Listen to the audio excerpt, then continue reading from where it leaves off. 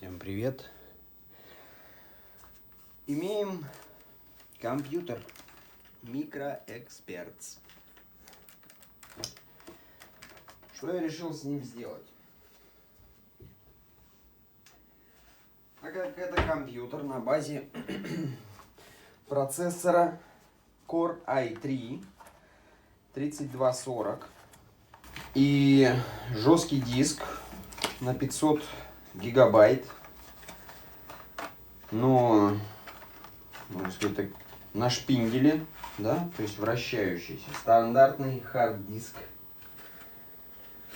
Я решил ускорить это все, потому что медленно работает недостаточно. Я купил вот такой вот диск Samsung.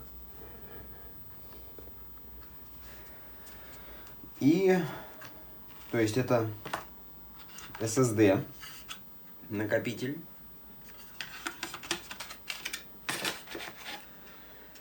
И я купил микропроцессор, то есть Intel Core 7. Не знаю, будет видно или нет. 3770. Собственно, на Core i3 2 ядра 4 потока. На Core i7 4 ядра 8 потоков. Будем пробовать все это дело установить. Приступаем к тому, чтобы раскрутить моноблок. Для этого мне, конечно, потребуется отвертка крестовая, ну и вот такие вот какое-нибудь либо шило, либо чтобы доставать резиновые заглушки. Здесь есть такие резиновые заглушечки, не знаю, видно, не видно, которые скрывают эти винтики, шурупчики. Так как компьютер у меня уже не новый, собственно, поэтому я и пытаюсь его прокачать. Поэтому я сильно не парюсь насчет того, что я могу тут пластик повредить. Мне на самом деле важнее, чтобы он быстро работал. По большому счету, даже если бы это просто стоял кусок железа без корпуса, то меня и это бы устраивало. Главное, чтобы был экран, клавиатура, мышка, ну и чтобы это все работало. Надеюсь, что этого будет достаточно.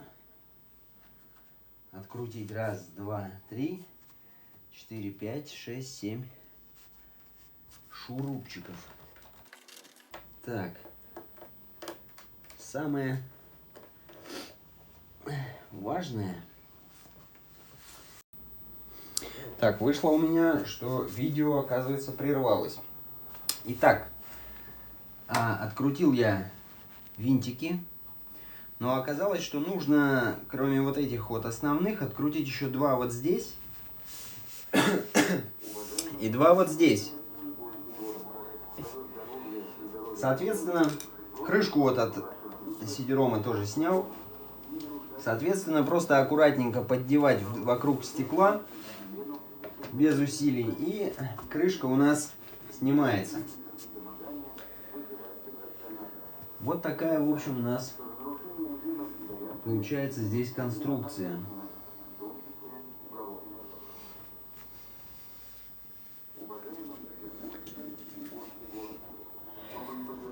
Покажу поближе.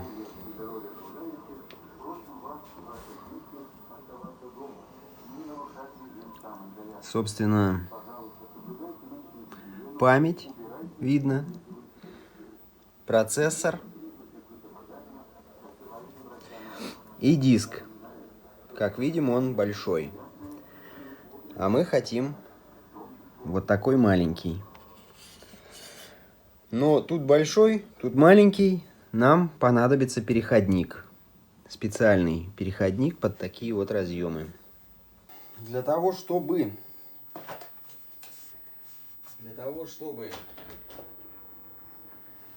открутить систему охлаждения, нам потребуется, скорее всего, открутить вот этот, два тут винтика, и вот эти 4 большие с пружинами на процессоре. Других препятствий я здесь пока не вижу. Думаю, этого будет достаточно. Пробуем.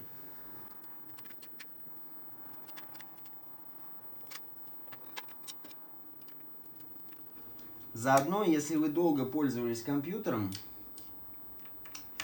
это хороший повод почистить систему охлаждения, пропылесосить ее. В общем, сделать ревизию. Так как у нас тут винтики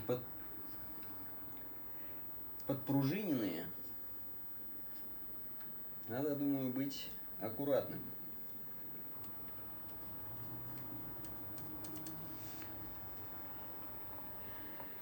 Аккуратным при ее откручивании, чтобы они не отлетели. Хотя, может, я не прав. Может, никуда они не отлетят. Вот. Сразу видно пыль, которая нам мешает для охлаждения. Будем пылесосить. Далее. Мы видим процессорную площадочку с термопастой. Собственно, что нам нужно? Нам нужно вот так вот отвести в сторону и вот так вот из-под вот этого винта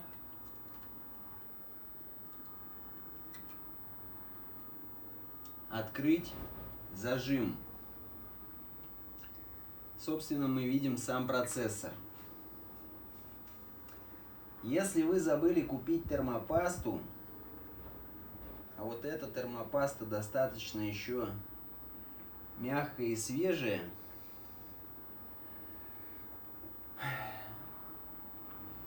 то есть только одно предложение.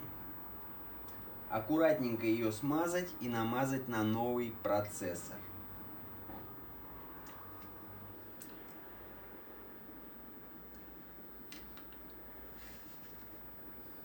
Потому что должна быть площадь соприкосновения. Можно, я думаю, даже достать этот процессор и вот этой его шапкой обмазать шапку нового процессора.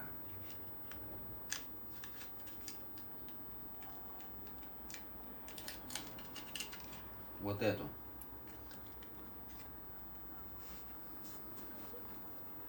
То есть, грубо говоря, вот так вот взять, жик-жик-жик и завозюкать.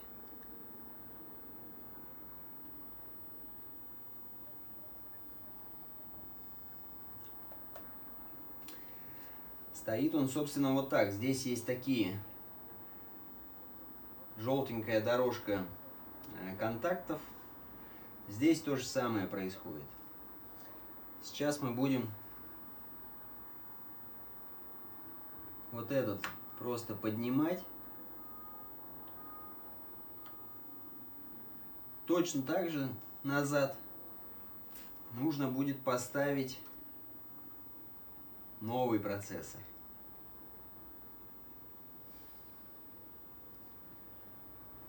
Ну и я думаю, можно сделать просто вот так вот. И нанести пасту. Более, так сказать, обильно.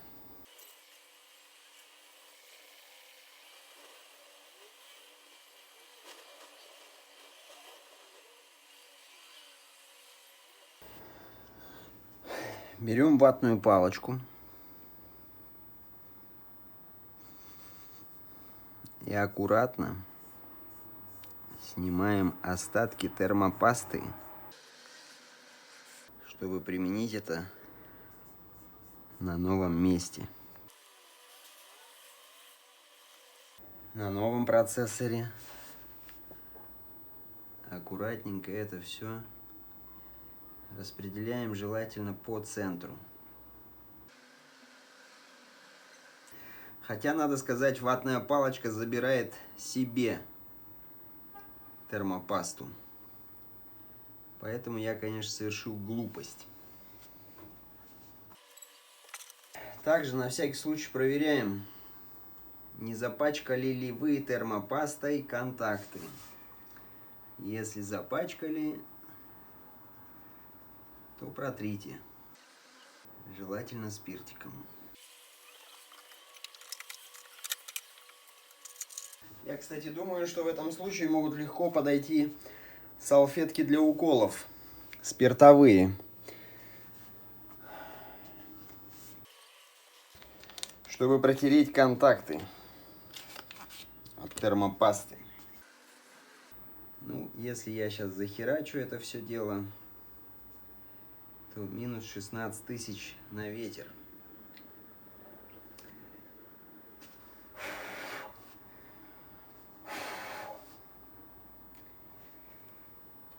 Надеюсь, я не делаю ошибку.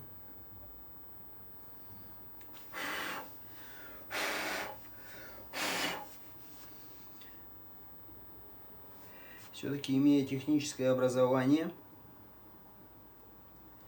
а именно образование как раз в части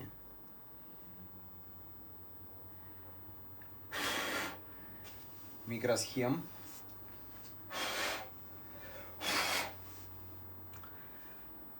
я фактически уверен, что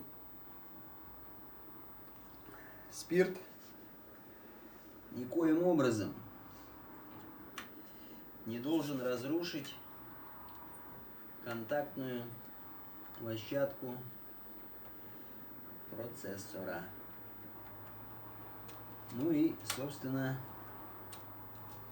что мы делаем? Мы его зажимаем на свое привычное место.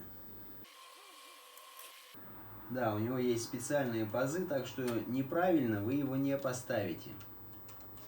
Палочку держим здесь, сначала опускаем рамку, заводим ушко под болт и только потом вот эту вот ведем назад. Ну, назад на свое место. Ну и, собственно, все.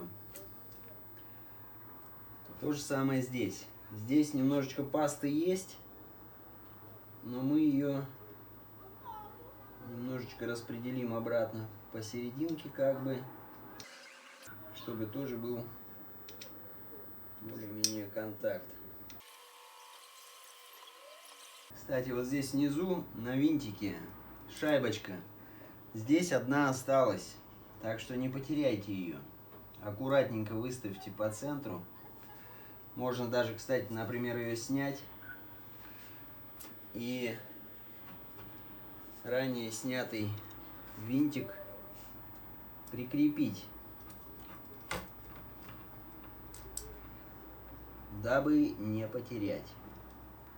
Как вот, например, сейчас делаю я. Вот так вот. Так, ну окей. Собственно, ставим это на место. Ставим это на место. Аккуратненько наживляем. Без фанатизма. Имейте в виду, если сорвется отвертка и продырявите свою драгоценную плату материнскую, будет не айс, правда? Видно, что они пружинят, но при этом они уже закручены до конца. То есть дальше тут усилий не приложить. Все, соответственно, процессору это. Ну а теперь откручиваем диск. Диск у нас, как мы видим,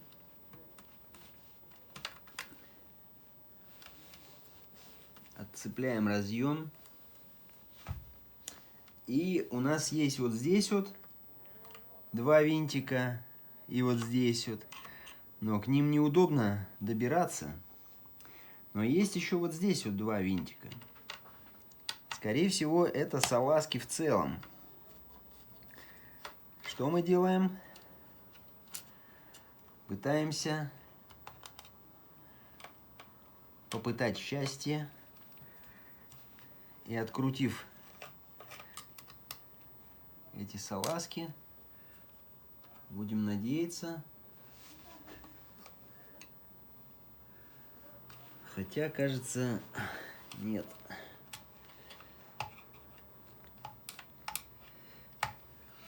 Продолжаю исследование. Вот эти два винтика мне не помогли. Закручиваю их обратно. Судя по всему, придется откручивать диск. Ох ты, ё-моё. Что ж ты будешь делать-то, а? Какой ты упрямый. Скорее всего, придется открутить сидером. Вот так вот. От сидерома отцепляем сзади разъем. Убираем сидером. Так. Что мы получаем? Удивительным образом мы вообще ничего не получаем. Хотя, может быть, я был неправ. То есть, все-таки вот эти два откручиваем. И туда сдвигаем? Блин, нет. Парадокс. Но вот здесь есть еще один винтик, к которому вообще никак не добраться. Возникает вопрос, а как же его открутить, если к нему не добраться? Допустим, я откручу динамик с этой стороны. Убираю динамик. Соответственно, могу теперь добраться до вот этих. Кстати, какое-то... О! Не нужен был динамик. Все-таки я был прав. Зря открутил кучу винтов.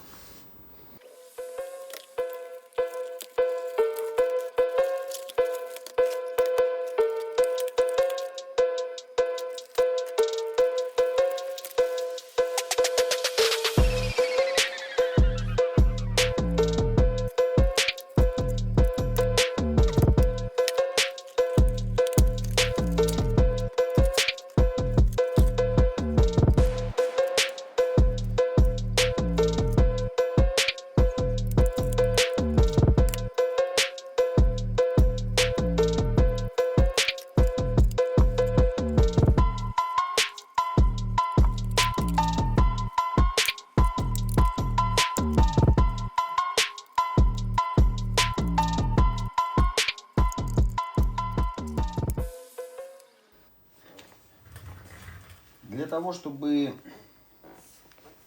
нам использовать новый диск, мы откручиваем сидером всего один винтик. Вот здесь, в конце.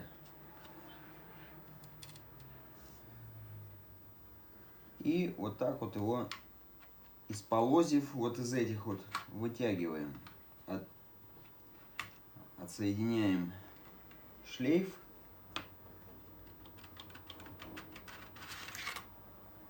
Собственно, вот он сидером. Форма такая же. Нам, кстати, понадобится вот этот вот зажимчик. Его мы перекрутим вот сюда. Пробуем не потерять маленькие винтики. В принципе, они хорошо, если они магнитятся к отверточке. Это упрощает работу с этими винтиками. Ну и, собственно, в коробочке также шла заглушка. Вот такая, которая, ну, как бы имитирует диск. Ее можно сюда прицепить. Вот здесь лампочка, судя по всему. Но этот отсек все равно будет закрыт. Поэтому, в принципе, так можно и не заморачиваться. Ну, это если кому-то прям хочется. Типа CD-ROM. И вставляем обратно.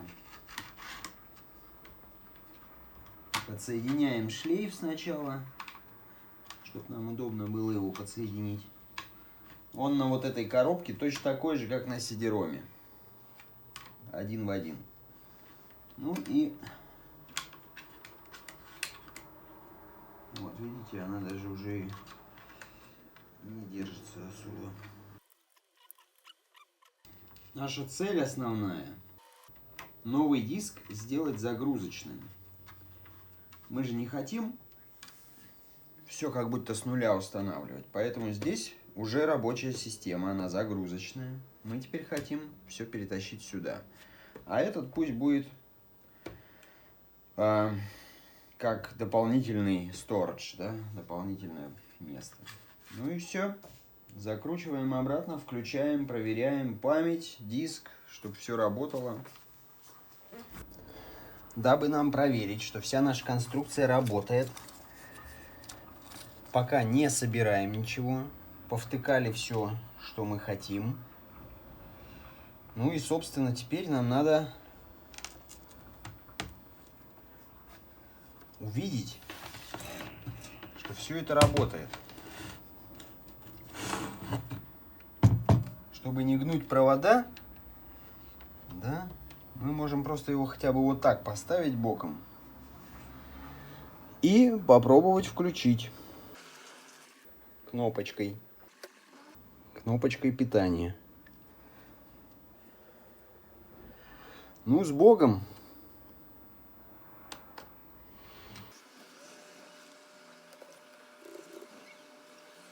Пока непонятно.